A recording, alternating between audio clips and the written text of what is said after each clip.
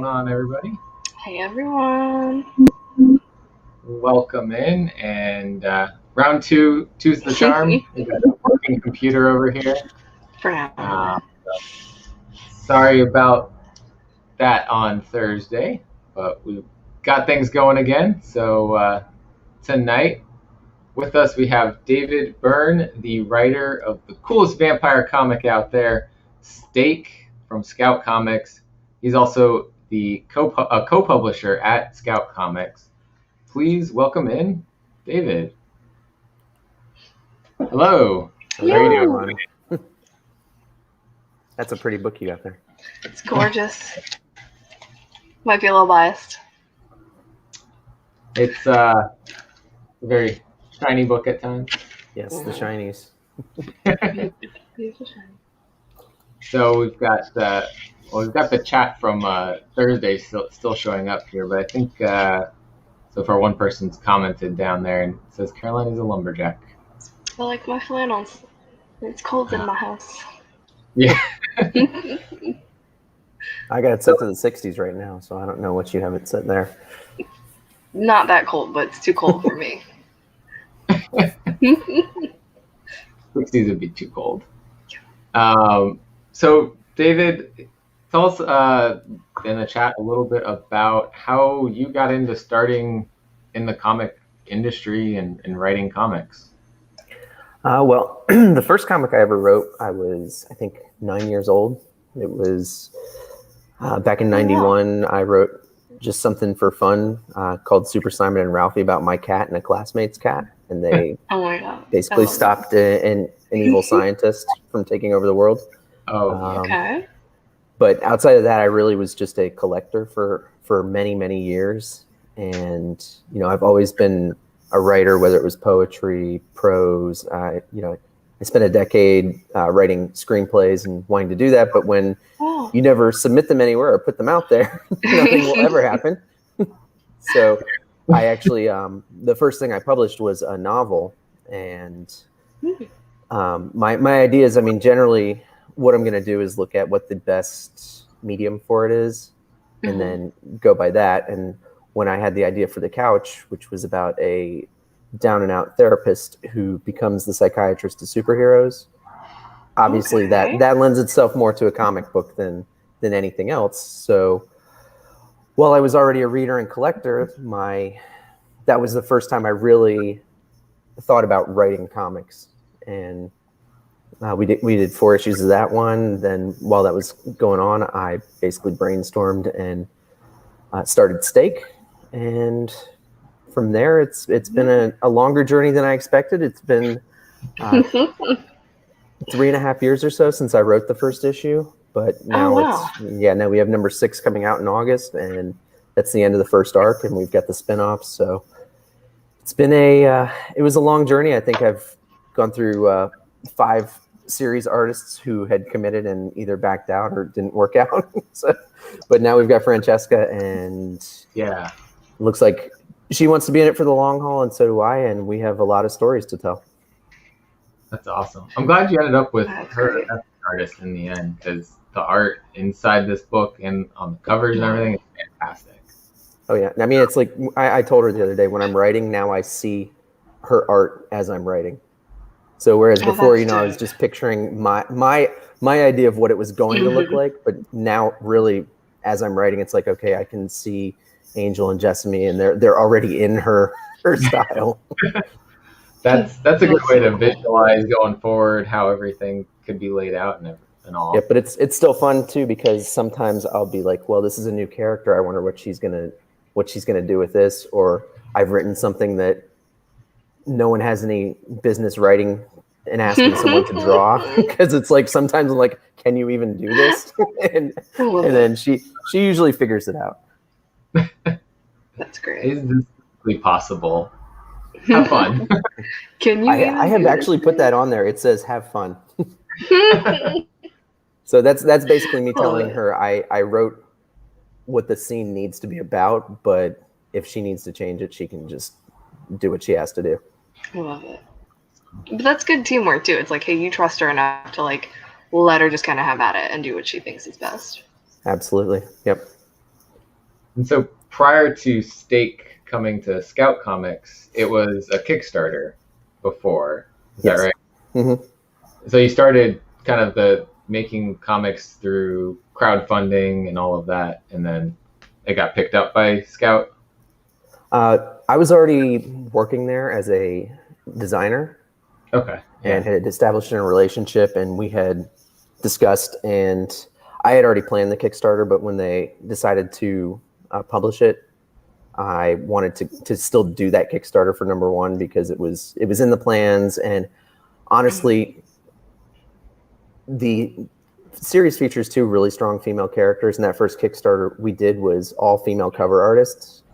And that was something I really wanted to do because at the time, Luis Bernardino was drawing it and Joel Rodriguez was lettering it and I was writing it, and I was like, okay, we've got a series about strong female leads, but we're all dudes. let's bring some female blood on. And then when I started talking to Francesca about doing the spinoff, I was like, well, that's perfect. Now we've got someone with that insight to really help guide the series along.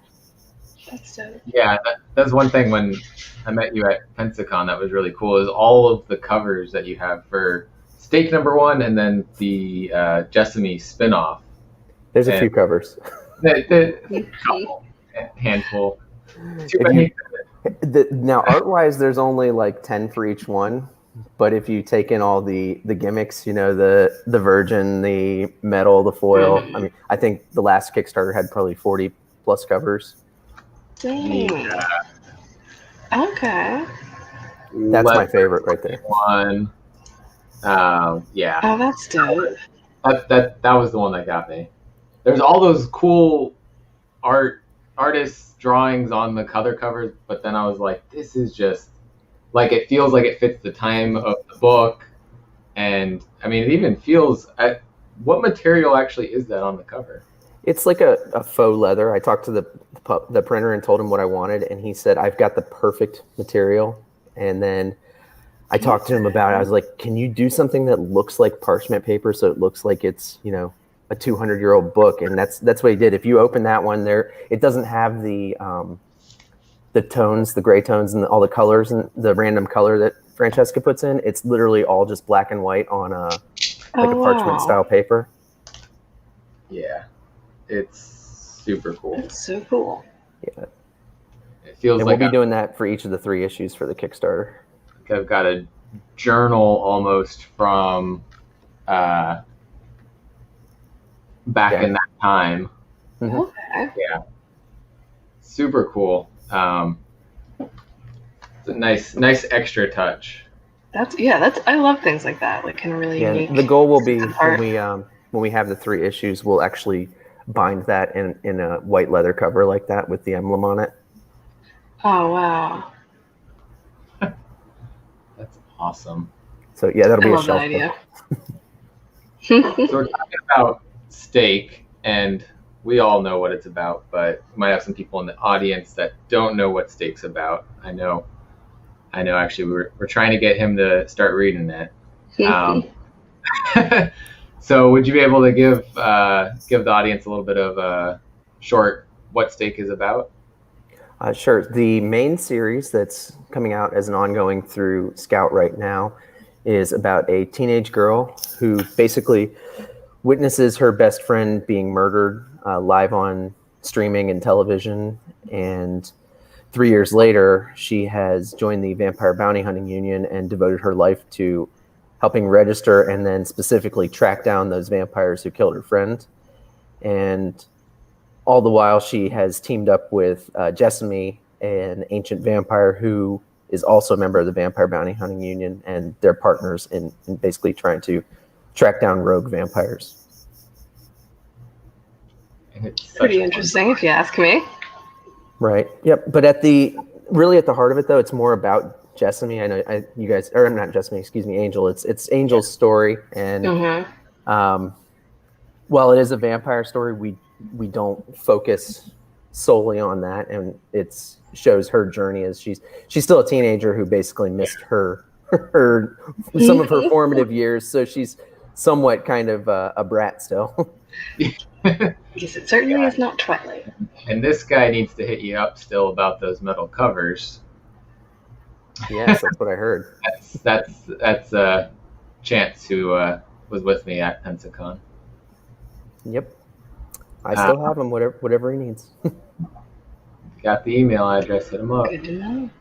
And shout out, a couple more people hopped in. Hello, everyone. Welcome, everyone. There is plenty of slaying going on in this story, definitely. Yeah. But there's also there's some good moments. It's not soapy drama though. It's No. there's drama, but not soap opera. Exactly. It's not melodrama. Yeah, it's good vampire-based drama and some not so vampire-based drama in there. Yeah. It's not a telenovela. It's more of a And there's action type Francesca movie. in the chat as well. Well, hello.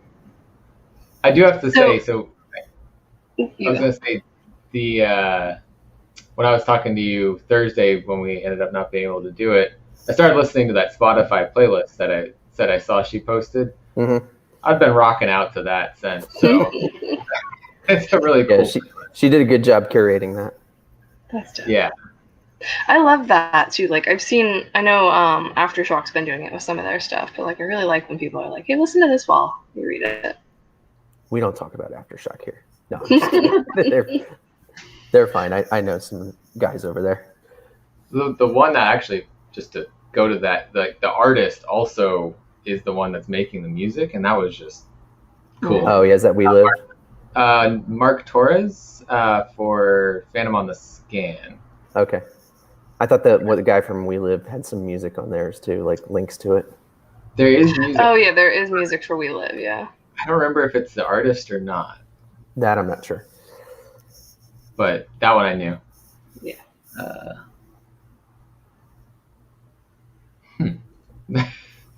Telenovela speak has a strange appeal. A lot of yelling I in wouldn't be Spanish. against it. Yeah, right. Ramp up the Slapping. slap. Yeah, that's what I was gonna say. A slap per page, or you're not doing it Yeah. right. At minimum. Yeah, we can have more slaps, and that's the whole. We turn all the vampire fights into slaps. We'll go a step further. We'll actually make it an Italian telenovela, so Francesca can just translate it for us, and then she can draw the slaps. Love it, love it. So you said that you've been working on Steak for about 3 years now, give or take. Yeah, roughly. How did you come up with it? Like, what was your formative process of like the first little inkling to the book we have now and we're reading? What's fun is like I only have one story one thing I've written that I actually really remember how I came up with it, and that's something completely different. That's Spider Man, but this one, like Steak. Yeah, I see your face. It is exactly what it sounds like. Okay.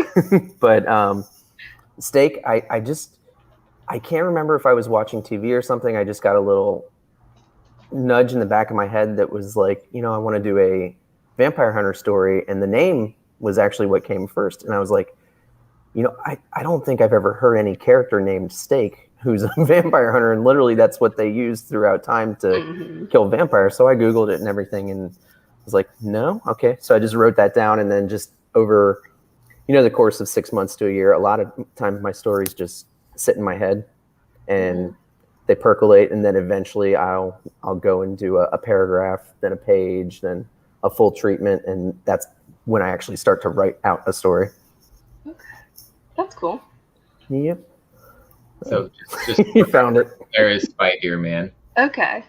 I'd come across it when I was looking at your website the other day, and I was like, this is amazing. But it's like 2 issues? Right now we just have one 26-page issue. 1. Okay. Awesome. Yeah. I'm definitely curious about that. It's the easiest way to look at it is, what if Bambi grew up to be James Bond? Okay.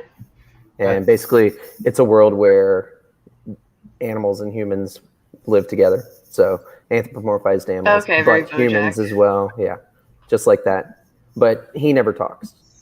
So you've got that too. So when he's ordering a drink, he just taps on the bar, and the bartender knows what he wants. And it's Love like it. he just stares at people, but they all seem to know what he's saying or thinking. kind of a psychic connection without actually saying anything psychically. Yep. So Okay. that's the one I was telling. I actually know how I came up with that one because we were sitting at my old comic shop and someone had misspelled Spider-Man on the list of books for pull, and he kept saying it out loud. He goes, "Spider Man," and I'm like, I'm just staring at him, and he keeps saying it. I'm like, do you not hear what you're saying right now? And thus was born.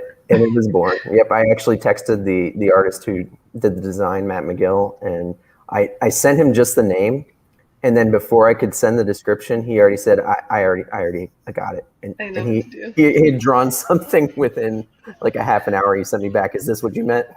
And it's like it's that main image where he's just literally standing there, just smoking a cigarette. I love it. Yeah. Is that available to be purchased anywhere? Yeah, I think I printed like 200 of them. I have some still at my shop, my personal shop. And then Chris Hamer, who's done a series called Adventures of Byron, he goes by Urban Pop online. He did a really cool red cover. Ooh. Okay. It's like a mixed media. So I think I have some of that. I don't know if I put that on the site or not. Actually, yeah, it looks like I just found the red one before I found the other one. I just dropped it into the chat if anybody is looking to check out the Spider Man. It still makes me giggle when I think about how stupid it is. That's amazing. That's one of those, as I would sit there writing it, I would just start like giggling because it was just so dumb. It's perfectly right up in there, like my little comedy vein of just like giggling. Yeah.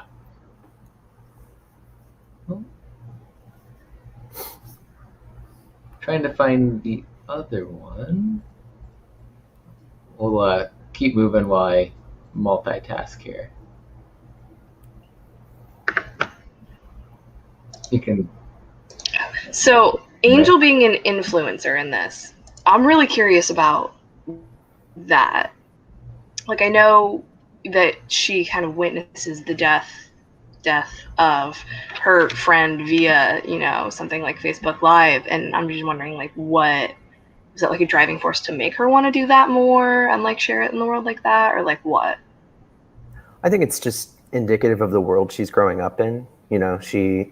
She's got something to say, so she goes online and says it. I mean, that's pretty much what most of us do, right? And, I mean, that's what we're doing. Exactly. So her big thing is, and you can see it kind of gets her in trouble in the first issue even, is you can't really broadcast live that you're out hunting vampires. So she always has to be careful, and she doesn't want to give up her identity. So you'll see she's got a hat on or something, or she's hiding her face. And then the beginning there, I mean, I don't think it's a spoiler at this point. She's doing it kind of as a documentary as well to basically show after the fact what she went through to hopefully catch these bad guys. So on that, she at least shows her face. So okay. Would be once she's done with her quest to post the whole thing, catch them. Could be. It could be like a Sundance film. The real vampire slayer. Exactly. Yeah. This is all based on a true story, just so you guys know. Oh yeah. Absolutely. I mean, the big reveal just hasn't happened yet for the world right now. Exactly. Yes. I mean, it's slightly in the future, so it's after the pandemic, as you can see, because nobody's wearing masks. There we go. That's how we can tell when things occur now. Is were they wearing masks or not? Exactly. It's an alternate universe. It's Gucci. Yeah. Multiverse is real. They're all watching Loki, right? Just yeah. So, were there any aspects to the vampires or Angel that you intentionally brought in to make them stand out from different pop culture versions of the vampire story and the vampire hunter stories? Well, I think the main thing I did was decided right away that they're not supernatural. So we're not going to see any love triangles with a werewolf here, because they don't really exist in our world. Well, and that's something Jeremy and I were talking about too. Is like I really like the fact that she punches a vampire in the face and doesn't immediately break her hand and go, "Ow! Oh my God, you're so strong." Yeah, I mean, they may be stronger than us, but they're really just a step in evolution. A branch off the same tree. Yeah. So they just happen to need blood to live. So, transfusions. And I think it's in issue 3 we kind of turn another myth on its head, where we say what garlic is really means to vampires, instead of scaring them away. And I haven't even addressed holy water because it just doesn't fit with what we're doing. But I mean, my whole thought was, okay, if they've been here for thousands of years, wouldn't they have taken these myths and let people think that, and even continue them on and prodded them, said, "Oh yeah, go ahead, shoot us." Pretended like holy water hurt them. Yeah, shoot me with a super soaker full of holy water. It's almost like they want humans to feel safe, whether they plan to attack them or not. They want them to feel safe. They've got, I know I can do this if a vampire pops up. Yeah, it doesn't seem like the vampires are, and I really like this, that they're not like inherently evil or bad or like even like really negatively viewed in society. There are, both factions, pro and against, but it's not like outrageously prominent in the series, at least. Yeah, they're just like us. I mean, some are good, some are bad. They just kind of are. The spinoff. I don't know if you've read it yet, Caroline, but not yet. The premise is that Jessamy is in England, and rumors come from the New World that there are monsters eating slaves on a plantation. And basically her role at that time is she's meant to keep the secret a secret. So she's dispatched to the New World to go handle some business and make sure that this doesn't become a thing. Okay, I like that. Damn, it's a really good origin story. Well, not origin story, but like back history story. Yep. Yeah. Well, and I think you've read the main series, and you can see there's a lot of humor in there. We were talking on Thursday, and I was like, I realized while I'm writing this number 2, it's like I forgot this one is like, it's just not funny. And it's like hard for me. There's not that much humor. I mean, I'll because Angel's the humor. Yeah. It's that, but it's like almost everything I write, I can't leave out the humor, but I'm like, there's really nowhere to put it here, because it's like this serious story set 250 years ago, and my sarcasm won't really work in that era. And Jessamy, she's really straight-laced, so it's like she's not going to be making many jokes. Are you writing it in like the verbiage of that time, or is it more set with like how people speak nowadays? It's like a kind of a hybrid. It's not it needs to be readable, but also I try to give people their voice, and I want them to sound somewhat period authentic. So like I'll look up things that may have been a saying back then. I do try to find fun quotes. Yeah, if they're in Philadelphia and it's 1755, I'm going to try to find a bar that existed. Oh, dope. Okay. In that time. We visit Ben Franklin in that issue, and it's his actual print shop that he had at that time. Oh, that's dope. So yeah, and like I looked, just because I like being authentic, like how long is it going to take her by horseback to go from Philadelphia to Virginia to Charleston, to wherever she's got to go, so that she's telling her story in letters back to England. So that's a little bit of a narrative trick where I'm kind of giving you how much time is passing, because she's letting them know, okay, well, I stopped here and it took me 10 days by horseback to get here. And this is what I found. But that's like hella detailed in the best way. I love that. Yeah, it takes me more time to research than write most of the time, because you go down these rabbit holes. like the ship she comes to America on was an actual penal ship. Yeah. That crossed the ocean back in the 18th century. I love it.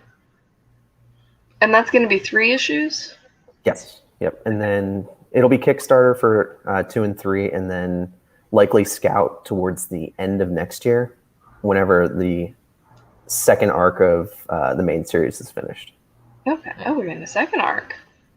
Yeah, at least 4. Okay, so that was one of the questions I wanted to ask was how much more are we getting, and are we getting any more? Like, I know there's other, even vampires that she's referenced and talked about in this series that, maybe she is going after. Are we going to get their back history? That's kind of what I want to do with the spin-offs. So, like, the first one is one of Jessamine's stories, but the one I believe I want to do next is, it'll probably be just like a 1-issue, one shot, but the female vampire who is with the bad ones who rip her friend's heart out, I want to tell her story, which will include likely the big bad Ashvin. So it's I think it's a fun way to bridge the gap between fill in little arcs, details and stuff. So we've always got something happening too. I like that, because I'm always real curious about the other side, the people we don't see but that we do get to meet.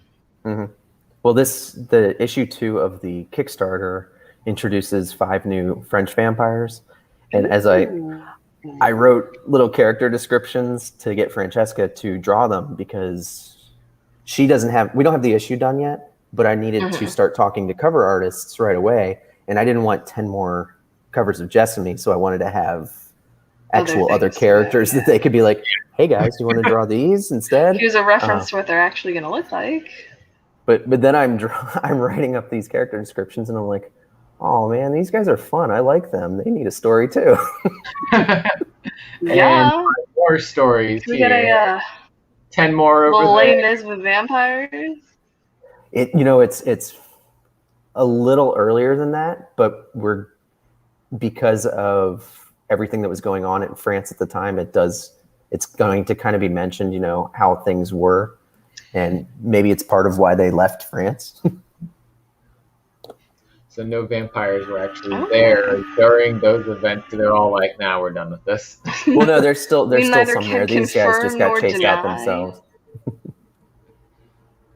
I mean, being vampires, and if they'd been living for a while at that point, I feel like they would kind of be like, gotta live a long time. I don't want to deal with these events. I've got time for this.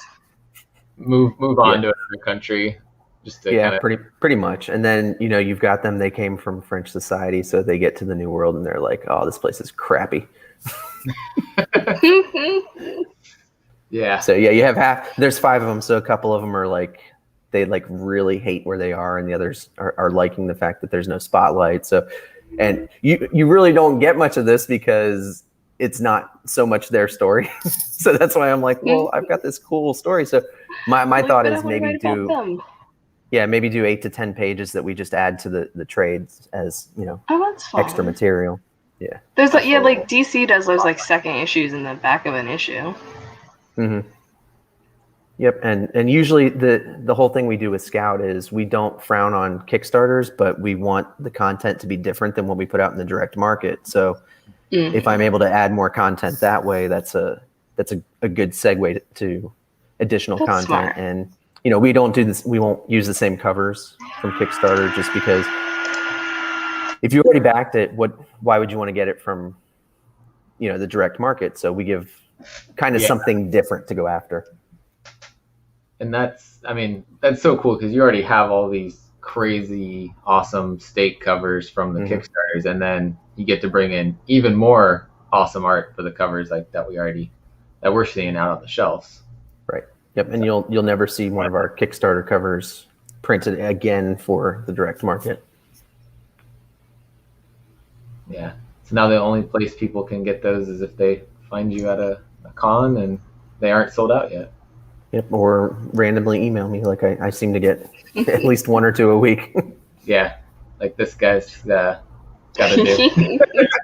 I'll just keep reminding him during this eventually he'll remember. Yep. Well, I'm looking forward to actually starting to see some of the artists again. Like, we've got MegaCon coming up, which is they keep adding people, and I keep seeing people I've worked with saying that they're going to be there. And I haven't seen any of these guys in some of them 2-3 years. So it'll be nice to reconnect. And we did all this remotely as far as the covers and everything. So some of them I'll get to hold their cover next to them for the first time. That's awesome. I love that cons are coming back. I'm curious how many people are going to show up, but from what I've seen of these smaller shows here, they've been really crowded. Yeah, I was surprised at how many people were at Pensacon. Yeah, and from what I heard, it was down significantly. Really? Then I don't know if I'd want to be there in a normal year because it was pretty packed there. Yeah, the gentleman I was there with, Andrea, he was telling me that it was like half of what he usually sees there. Damn. And we did pretty well. I mean, I had a good time. Honestly, I don't think I could have handled more people because that was like the first con I had done in over a year. I was exhausted after 3 days. Nice little ease into it. We only went for the Friday and the Saturday, and we were just kind of like, that's enough. Got to get used to being around people again, and just being out there in the crowd. So I think starting small and then getting the big ones coming back. MegaCon's a 4-day one, so I'm probably gonna have to start hitting the treadmill and stuff just to be in better shape by the time I get there. So I do bring an inflatable couch when I go to MegaCon because of my series, The Couch. So it folds out to a queen bed. I'll probably just take naps here and there during the show. That's dope. Perfect. So is that the next con that you're planning on going to? Yes, I was going to go to GalaxyCon in Raleigh at the end of July, but they let us roll it over, so I went ahead and did that for 2022. Nice. So we've got MegaCon, then Daytona Beach. Comic-Con is the, I believe, second or third weekend in September. Okay. And Scout will be at New York, Seattle. I know Charlie, my co-publisher, is going to be at the one in Los Angeles. And then I don't know if we're doing C2E2 yet. Okay. I'm trying to remember. I think LA, or no, am I thinking Anaheim is like Wizard or something? There's a WonderCon, which I think is happening earlier, but I think the one in December is just LA Comic Con. Okay. Which is the same weekend as Seattle. We've got dueling cons now. Everyone's trying to get all their cons in. Yeah, the one I bagged out of. On top of each other. The one I bagged out of in Raleigh, there is Tampa Bay Comic Con and Terrificon are the same weekend. Yep.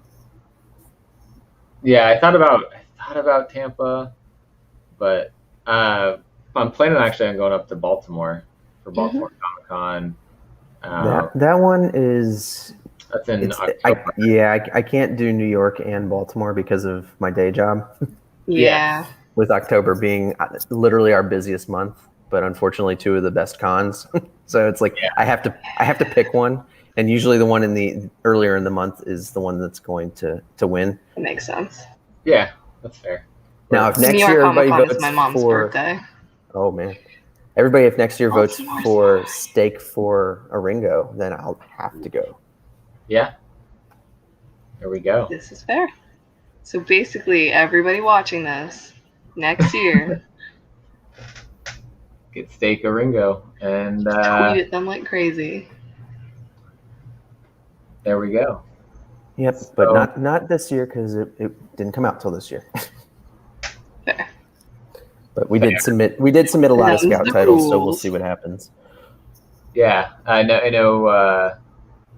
Recount was one of those. All the Black Caravan stuff, Canopus, Yasmin, White Ash, lots of different titles. We have Metal Shark Bro going for it, so we'll see when the nominees come out. Yeah.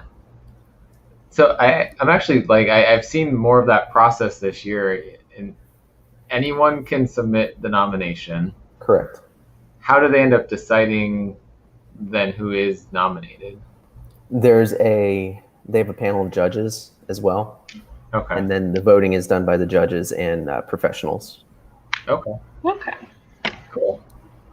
It's kind of a let the people get all their nominations in, and then kind of the professional side does.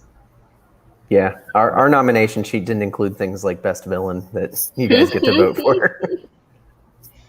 Well, we'll see if next year we get to throw some best villains on there. Yeah, so far my main villain has been very absent. So yeah, I know. I'm like waiting. You've got a whole 3 more arcs to deal with that. Yeah. Exactly. My thought with having 4 of them is that we can almost do it like a video game where like each arc she's leveling up and has a different boss that she has to battle. Dope. I like it. I'm down to clown. You know, I mean, she may. You never know. She may not even win in one of the arcs. So Sounds about right. that's too easy, right?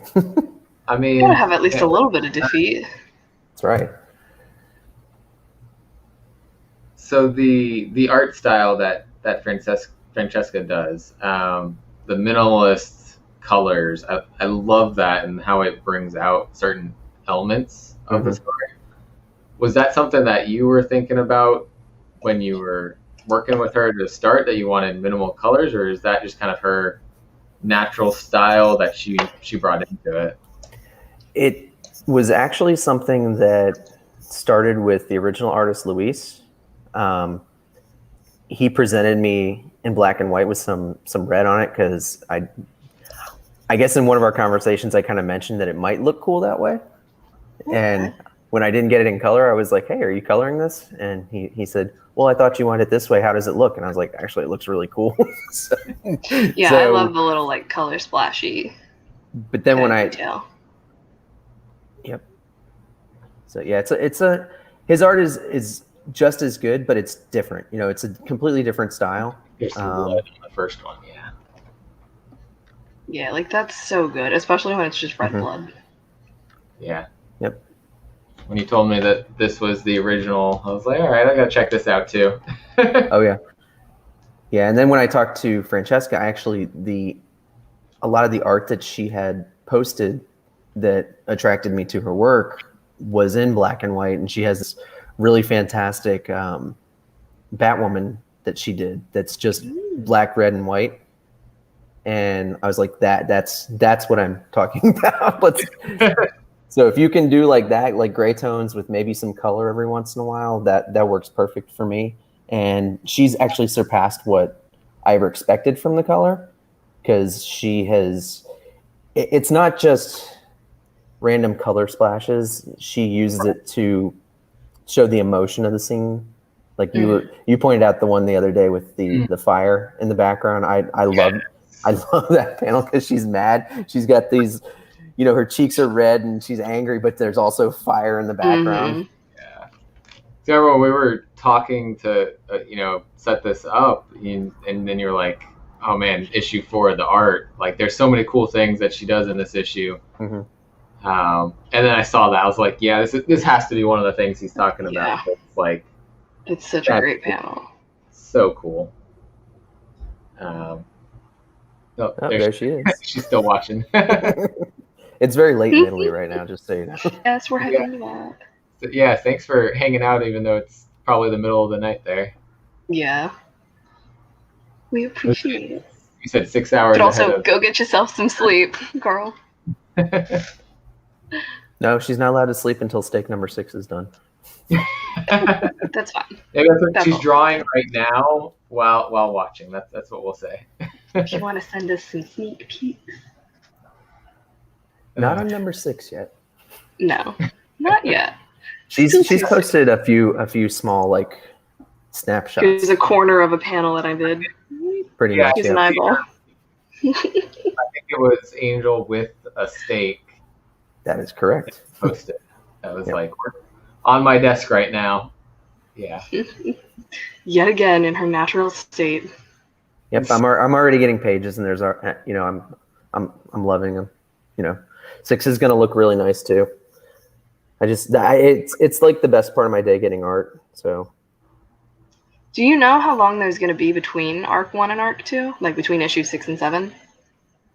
Yeah, it's probably going to be April or May of next year. Okay. Oh wow, okay. But in the meantime, we will have both issues of the spinoff come out. Mhm. So the other factor is we do have another vampire book coming out from Scout, and I don't really want to Yeah. cannibalize it all. I don't want. I want to give them Too much their, at once can be. Yep. I want to give that's Cult of Icarus. We want to make sure they have enough room to breathe and that we're not, stepping over each other. So I have no problem with that. Gives Francesca plenty of time to draw. Makes sure we get the best product possible out there, and both of our series, we can promote them properly. That's fair. Is that part of like your role as co-publisher within Scout, is kind of helping make those types of decisions and kind of Yes. Yep. We do the books? Yep. We all get together. We look at what's coming and set up a schedule. We have to.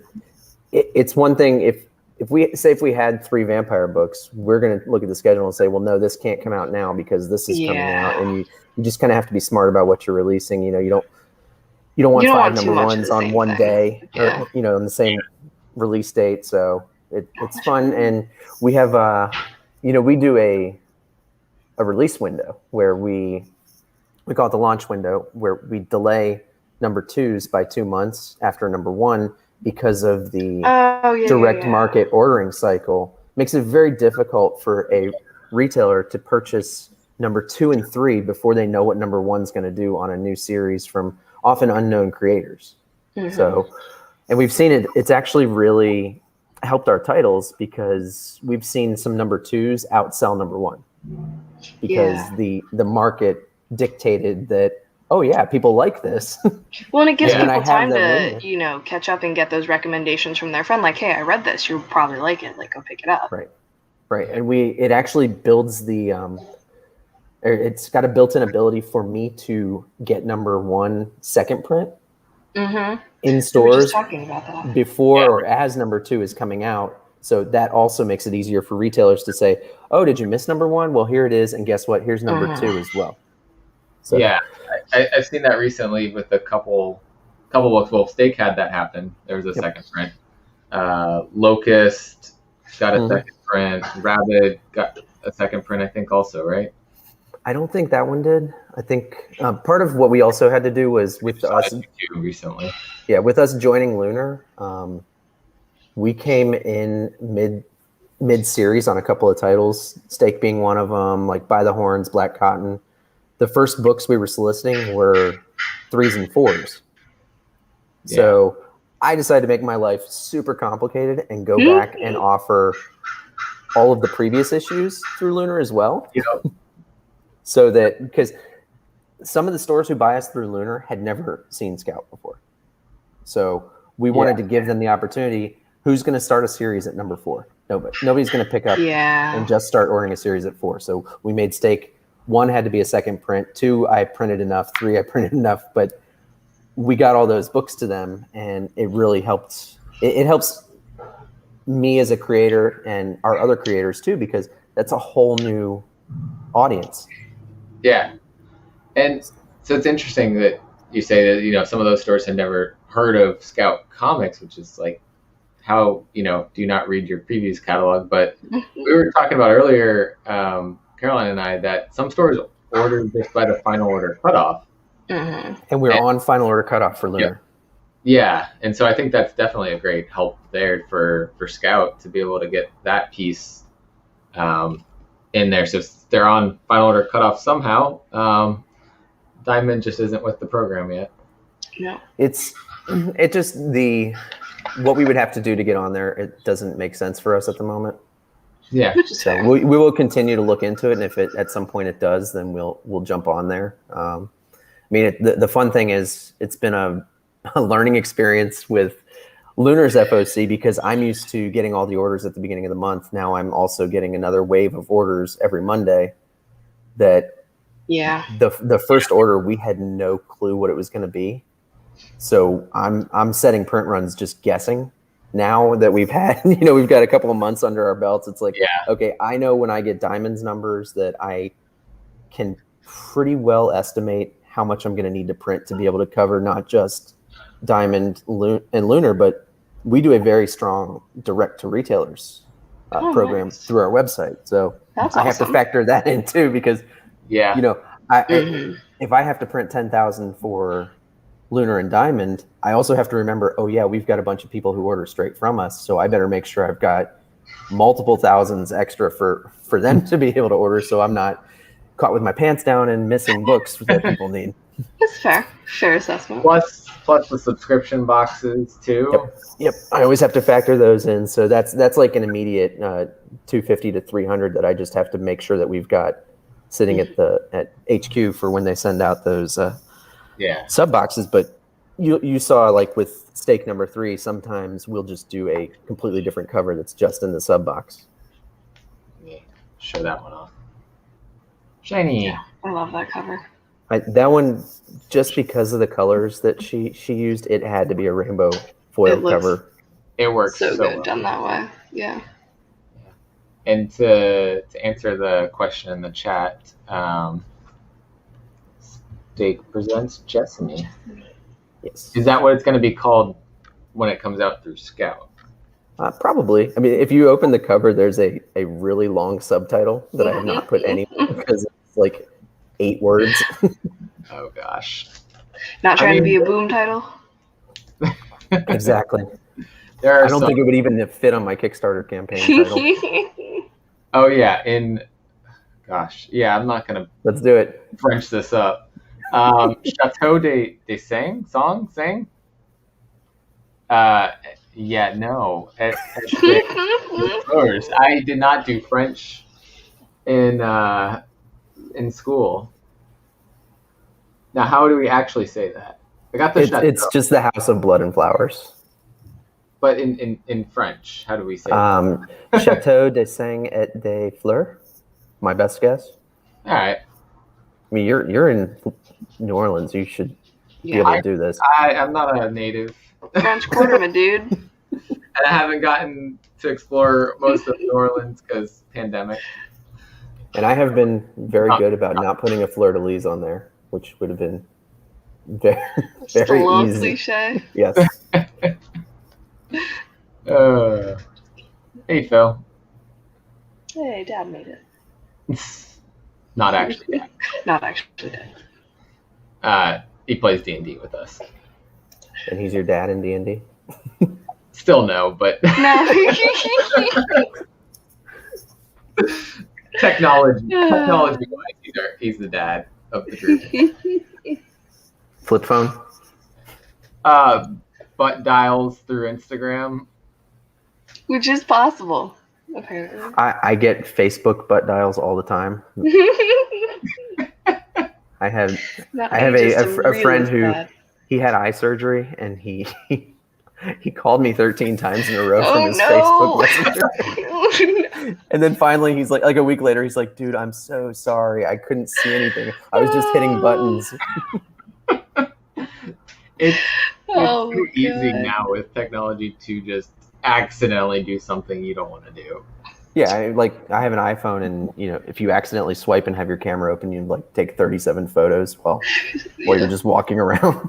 I have managed to take pictures of my pocket before. I screenshot my phone all the time. I don't mean to. They moved the buttons on my phone, and now I can't do it as easily as I used to be able to.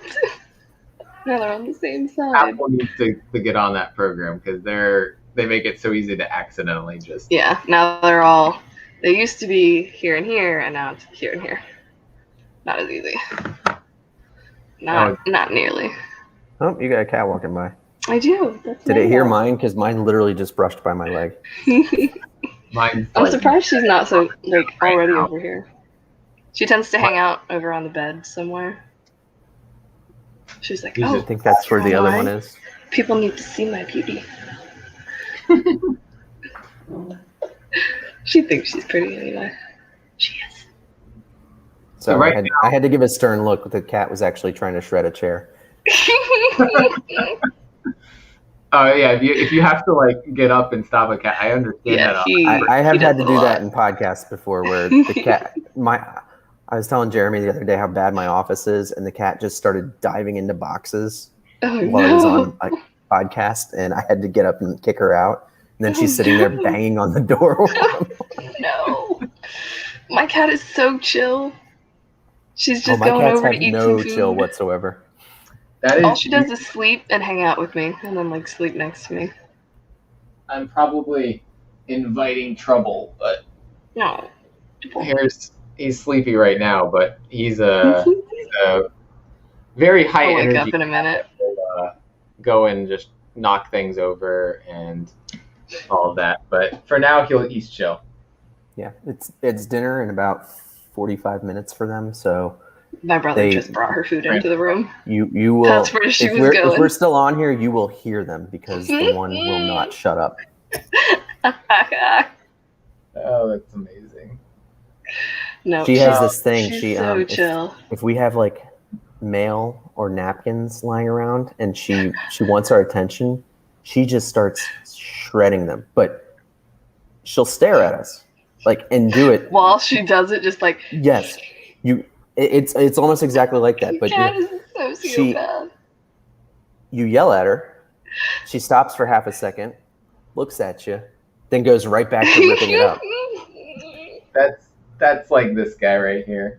And she does you've got a remote control on the counter? Not anymore. My cat does none of that.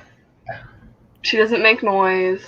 All she wants is to be near me or on top of me or next to me, or at least in my line of vision. I would totally do a Cats and Comics channel. Yeah, that's the new side venture. We've talked about with someone else that we're just going to start a pet channel, do unboxings of pet supplies and reviews of cat food, dog food, pet toys. I don't know about you, but anytime I build a short box at home, there's a cat in it within. Oh yeah, I posted a picture on seconds. my Instagram of her in my short box the other day. Yeah, or if I get anything in the mail, the Gemini mailers, that's a toy. Of course. That's a free toy. Yeah, you guys have cats that are pretty calm. Mine would not be cool with this right now. Oh, she smells like food. Abnormal. I'm gonna put that down. You drugged them before the show? Get her hair out of my face. No, this is about the time he's napping, so we just got him at the right time. But yeah, so right now you've got the spin-off series that you're working on. Oh, right, comics. I mean, we can talk about cats. Yeah, we can tangent so hard. We did an interview with someone who wrote a comic about cats. We were like, we can tangent all you want. Yep. Any other projects that you've got in the works right now, or that you can talk about that are in the works? I've got a little horror story. It's going to be a one-shot. I can't really talk too much about it because we haven't announced it or anything. It's the art's about halfway done, and I think I showed you a picture, I believe, and it looks really good. It's got some kids in it that are like so creepy. Okay. Like I've shown people and like Children of the Corn creepy, or like just normal suburban kids who are under the influence of a jilted former TV show host. Okay. Okay. Yeah, it's great. Okay. But it's set. It's basically set in the I agree late with 50s. Nolan on that. Yeah. Just slightly unnerving the way they stare. I mean, there's that plus then. What are you doing? The kids are staring at you. I don't know. I work at a children's hospital. Oh, well, that could be one. They just stare at everything. They're bored. They're just thinking. Nothing else to do there. Yeah, that's true. They're trying to steal your soul. I don't know. Yeah. I mean, maybe. I thought that's I'd what have to cats have one do. for that to happen, though. I mean, that's what cats do. They come to take your soul, and that's why when you wake up and they're staring at you, it's because they're trying to literally suck your soul from you. So they're dementors, is what you're saying. So basically, and we invited it into the house. Oh, absolutely. It's like a vampire. You gotta invite it in, and once you do, it'll never leave. Yeah, we tried to take our one out on a leash once. My cat got overwhelmed. Yeah, we got through the door and someone started a lawnmower across the street. Oh, no. And we had already closed the door, so he ran face first into it, like super hard. And I'm not kidding. If it had been a cartoon, there would have been a cat-shaped outline through the door. Oh, So he's 12 now, 11, and he has never tried to get out of the house again. Like, not once. He wants nothing to do with anything beyond any threshold at our home. So I took her up with me to my last semester of college, and I lived in the basement of a building, and so there was like these two entrances in the front and the back that would like lead to the stairs down into our hallway. And she got out into their ones, and I panicked, and luckily the door was closed, but I was like, she's gonna bolt. She's gonna book and bolt. Yep. Our other one, if you just had like any sort of food, she would follow you anywhere. Like, she just follow you. That's over one a of our cliff. cats. Yeah, she's very food driven, to put it politely. It's life. I mean, she lives for that. We have to feed them in separate rooms because she eats so fast, and she's like half the size of the other one, but she will push him out of the way and take his food. So my cat she's 11 years old and she's 6 pounds, and the other cats are huge, so I feed her alone up here. Yeah, the one is 11 pounds or 10 pounds, and the other's like 15. But Yeah, one's like 12. But he's like literally double her size just because his frame. But she beats the crap out of him, even though she's half his size. She does not beat the crap out of either of them. She runs away from those fights.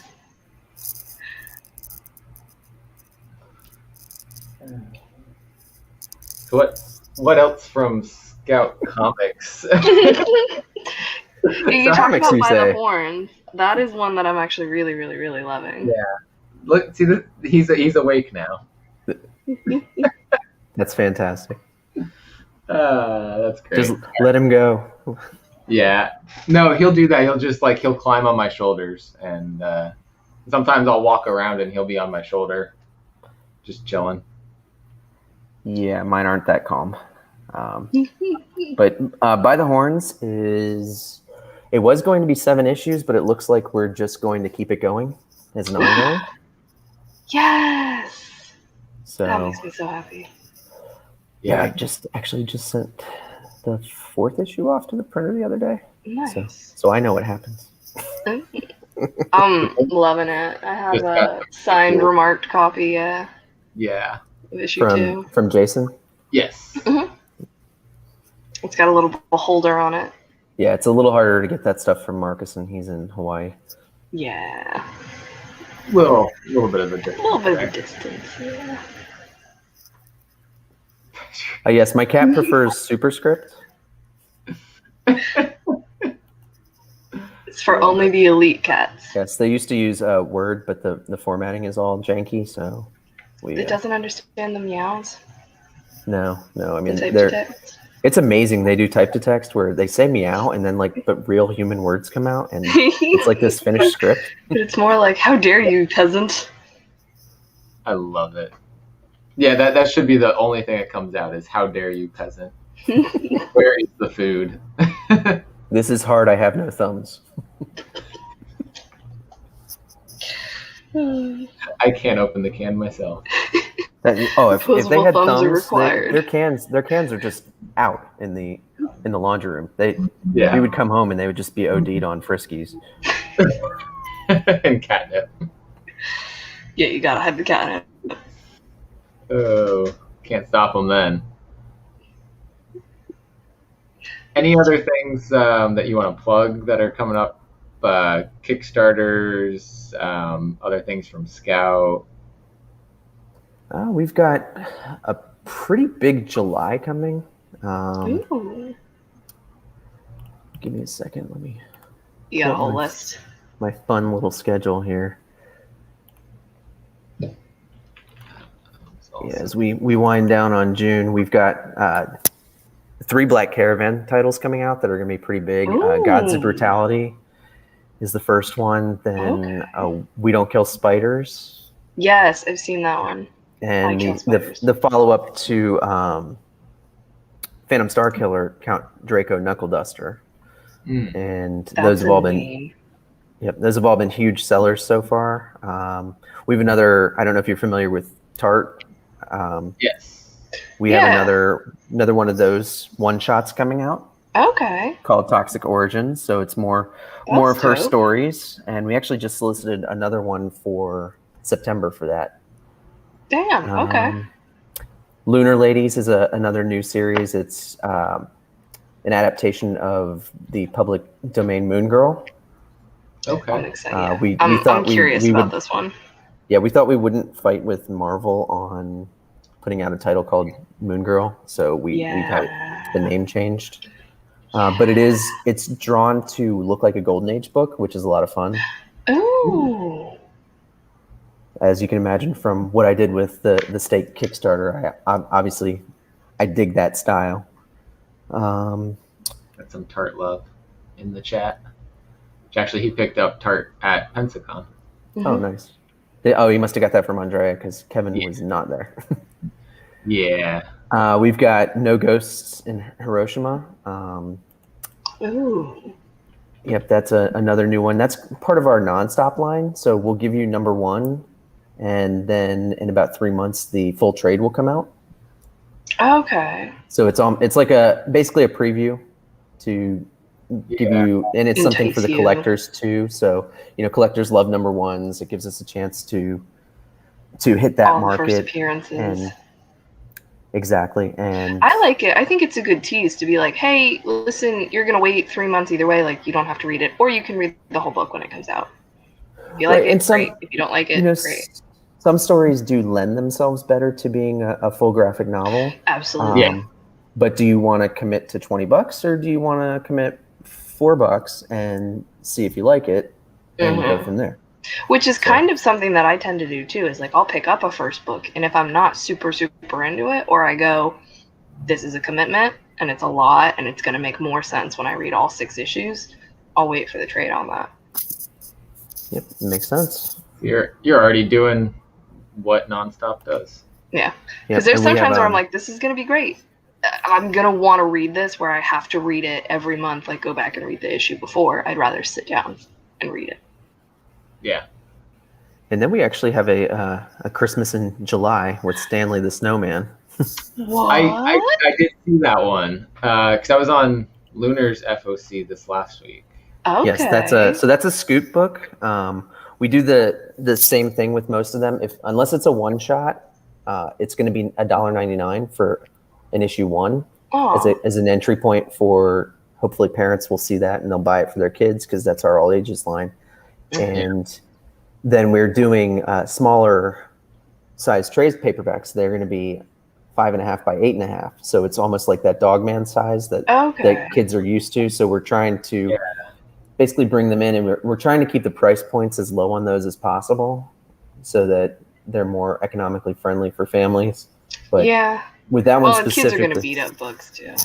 They are. Yeah. We do. We are doing the fun VHS covers that they look more like the Disney boxes for the Scoot titles. That's super awesome. But that one, we're going to bring the trade out closer to Christmas. So we had Christmas in July, and then we'll have finish the story up closer to actual Christmas. So I love it. We'll put that on the shelf next to the trade for Red Xmas, which is a murderous Santa movie or story. So number 1 is out. Santa? We did that nonstop as well. A man who comes down your chimney in the middle of the night and doesn't kill your family? Kidding me? That's not true. What?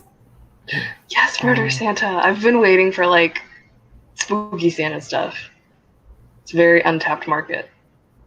Yeah, I'm reading his comment about the collecting issues. One of the impetuses for doing that was our president James Hake.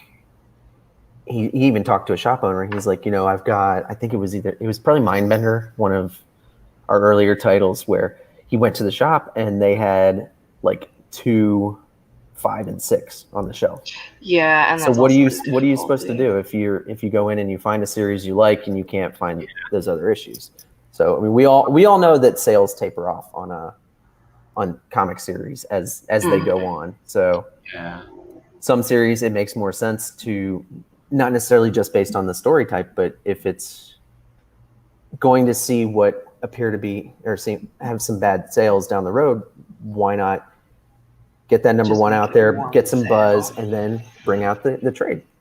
Yeah, hit them hard with the number one, get them all interested, and I like it. I really think it's smart. Yeah, some retailers they say, well, it's confusing, but I think it just shows you understand like people's reading habits a little better. right. I mean, we haven't really had any readers complain. Well, and space-wise too, you know, a lot of people don't necessarily like to pick up more than issue one and then trades because, you know, single issues take so much space to put on your shelf versus just a ton of trades can go on your bookshelf. Yeah, you could be like me, and I used to own a shop, and I have about 30,000 books over at my office. Yeah. So we turned the lights off on the shop and then just kept it as a glorified storage unit. wow. It's actually where I fulfill my Kickstarters and stuff, and we run a real estate Oh, that's office out probably of there. really convenient. So That yeah, especially with the cats. You never And know cats who's liking allergic to boxes? cats. Well, and you never know who's allergic to cats or anything. And if I'm fulfilling packages at the house, I might be sending cat fur to them. Some dander and goodness. My cat. There was something else that was announced recently from Scout. I know September books just got comic tags. Yes. Ooh. I'm curious about. I looked at it. I've kind of like looked into it, but I'd never seen anything like this before. What? Yeah. What is it? So we are making digital comics actually collectible. In that these are physical cards. That the cards themselves are collectible, and they each have a unique redemption code on them. If you scratch it off, you can download a comic. That's dope. Yep. So in the collector's market, obviously, if it's been scratched, then it's going to be worthless. And these will all be one-time print runs. We won't do the same cover again. So if we bring out the source again, cool. a different cover, it'll be a different card. And as we ramp things up, we're working on like adding chase cards like foil. And are these going to be like in shops, or is this just going to be an online thing for right now? Oh no, they are available to retailers directly from our website right now. They're actually on Lunar as well. I love this. So yep, if they buy enough, they get that Are you doing one for little By the Horns? spinner rack as well. Yeah, the first wave will be of things that we had full trades of already. Oh, that's dope. Yeah, I saw the mall. The mall is great. Mall, You haven't read it? The mall is great, y'all. White Ash. It looks like Yes. Unicorn was getting one too, I saw. Yep. Everybody loved it. Everybody I know that's read it, that got their hands on it, loved Unicorn. Yeah, I know people are waiting on the Kickstarter on that. The trade has been sent to print, so that should be fulfilling sooner rather than later. That's one that I'm going to have to, like, find a way to get my hands on it. The whole premise is just so interesting about it. Well, we have a deal with Simon & Schuster as well, so you can order those through your bookstore, Amazon. Oh, hell yeah. Yeah, pretty much anywhere. We've made it where if you can't find a Scout book, you're the problem, not us. I did not know this. I mean, it's usually me who's the problem. Caroline, you have the problem. This is interesting, especially because the card market's also just gone. You know, the collectible card kind of market. Yeah, we have the bandwidth too, where we will be able to do like I said, chase cards, but we might be able to do sketch versions, autographed ones. So there's a lot we can do with it. We're talking to other publishers already about it because it's a separate company from Scout, but we Comic Tags, which I'm a principal in Comic Tags as well. We basically licensed Scout's library. Okay. Because of the people involved in Comic Tags are involved with Scout, so that it was easier that way to launch it. But the goal is to ultimately bring on as many publishers as possible because we think that it's a lot of fun. We've even talked to creators and they're like, if I'm at a convention and I can haul these around instead of giant boxes of trades and things like that, I mean, the price point's not as much, but you can bring a lot more of them. And if they're issue ones or something like that too, that's a real easy way to get people introduced to a story. Mm-hmm. Yeah, Like, hey, you don't even have to fucking commit to buying like a single copy and putting it in your library. And then if you do like it, go find it, go get the hard copy, then go get the trades. Well, and I've been at cons a lot, and I get the question, "Oh, is it online? Can I just go buy it from you digitally?" Well, here you go. Here's you can buy it right now digitally. Yeah, you can. And it's collectible. We had the writers of Space Bastards on here, and they did these giant books for Kickstarter. They're awesome, hardcover, but they're like, how do we get these to cons? Right. If you ship them there, it's really expensive. Then you have to ship them back. Yeah. Bring them with you on a plane is even more expensive. Joe, Eric, if you're watching, you need to talk to them about comic tags. Yeah. It is published through Humanoids, though. So yeah, I believe so. How where all the rights are with printing more things are, yeah. But yeah, that just depends on the publisher and the agreement they have. Yeah, but that is an interesting thing because that exact problem has popped up. Yep, I know. We have definitely actually had some unaffiliated creators reach out to us already. So we're trying to figure out how that might look if we're able to do something for them. This is dope. I'll say the last thing I was going to mention is the subscription box. That if your shop for some reason is being a pain and not ordering Scout comics, like Jeremy's. Yeah, this is the best deal in comics, I think, if you ask me, and that's not hyperbole. That's not me tooting my own horn, but you know, you get 12 books mathematically a month. speaking. Yeah, 12 books, bagged and boarded. So right there, also bags and boards are always extra on a comic. Well, most shops. Yeah, like you usually get something special too, and we do a lot of random giveaways too. Sometimes there's a metal cover thrown in there. I think Lunar Ladies, he gave us a bunch of stickers, so they ended up in a bunch of the sub boxes last month. That's cute. Yeah, and I made it to the deadline for June, so I'll get that box when that one will launch in 2 days shipping. Yep. Because July 28th, so I think it said June 28th. Oh, he's already put the next one on. So yeah. Yeah, so we're already on the next box. Random exclusives, add-ons.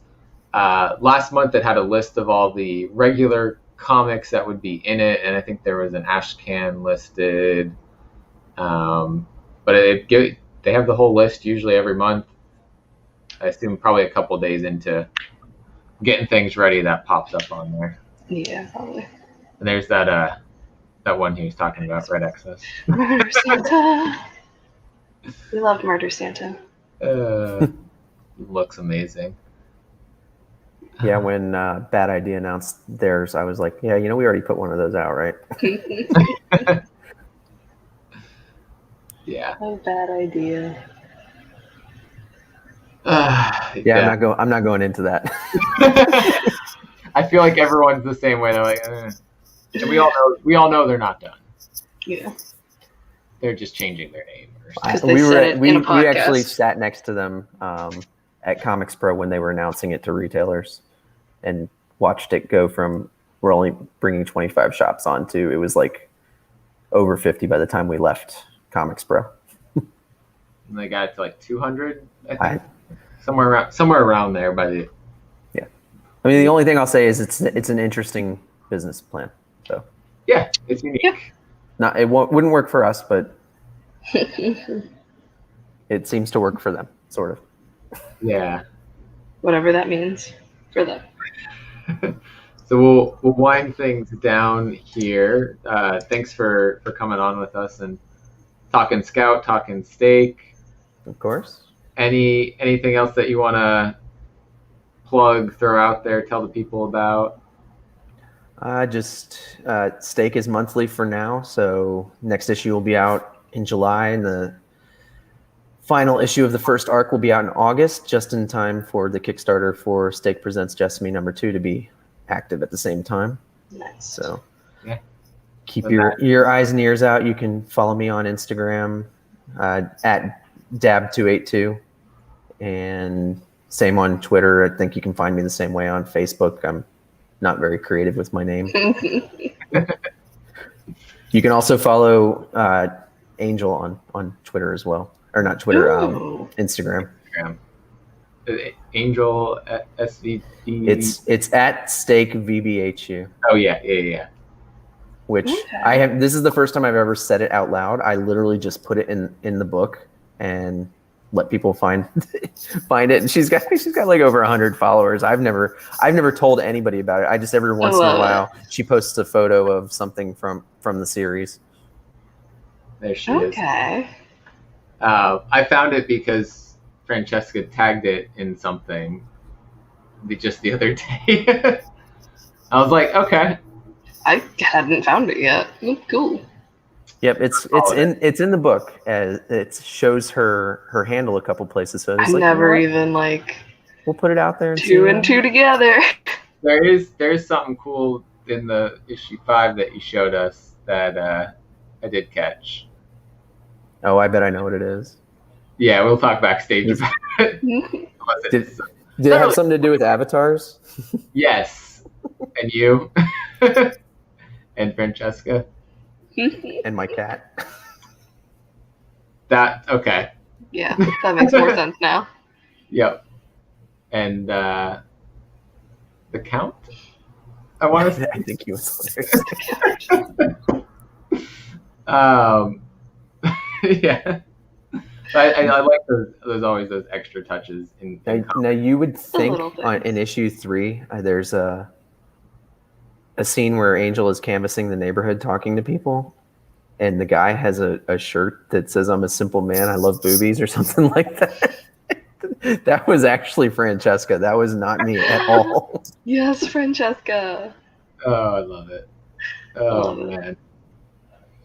But yeah, if you want to come back when the Kickstarter launches, we can. Sure. Yeah, I'd be happy to have a chat. Tell people about it when that's happening. Show some fancy art.